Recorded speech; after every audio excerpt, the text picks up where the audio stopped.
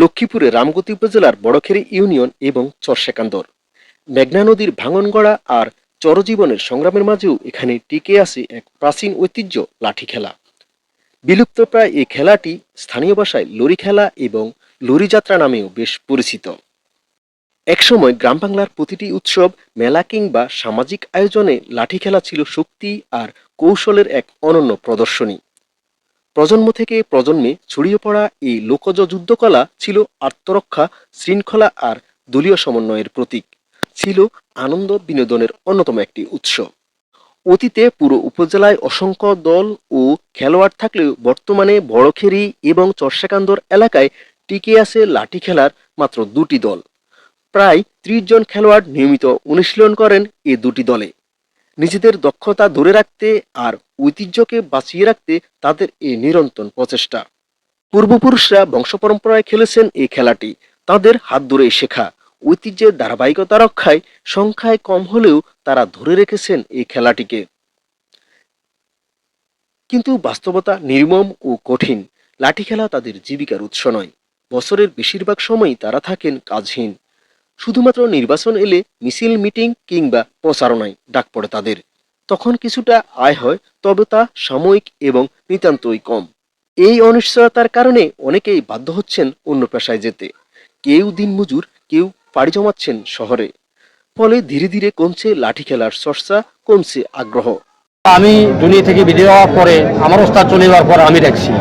এখন আমি দুনিয়া থেকে বিদায় হওয়ার পরে আমি হয়তো একজন আমি গার্ডিয়ান করে দিয়ে যাবো কিংবা একজনের হাতে তুলে দিয়ে যাবো, ওরাও মানে দ্বিতীয় প্রজন্ম এরা পালন করতে পারে।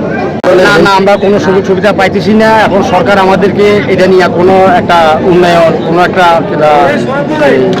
অবদান আমাদেরকে দিতেছে না। আমরা নিজেরা, আমাদের দাবি হলো আমরা যেন অন্তত এই খেলার জন্য আমরা সরকারের কাছে এই জন্য একটা মূল্যায়ন পাই, আমরা অন্তত কিছু তার কাছে কিছু পাই, কিছু চাই, কিছু দিব কি না, এরকম একটা সিকিউরিটি দিব কিনা আমাদেরকে সরকার সহযোগিতা চাই, এরকম একটা সহযোগিতা করার জন্য আমরা আবেদন করি।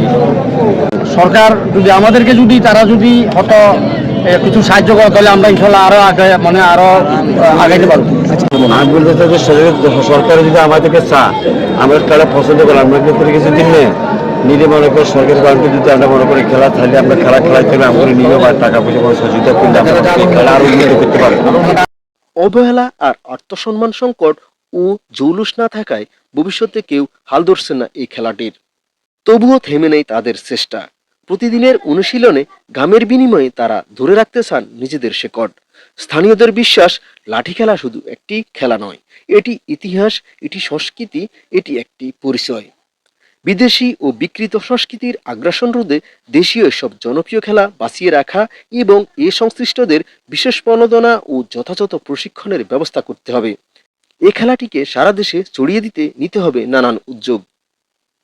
চারিদিকে যখন গ্রামীণ ঐতিহ্যগুলো হারিয়ে যেতে বসেছে, ঠিক সে সময় লাঠি খেলার এই শিল্পটিকে রক্ষা করা সময়ের দাবি।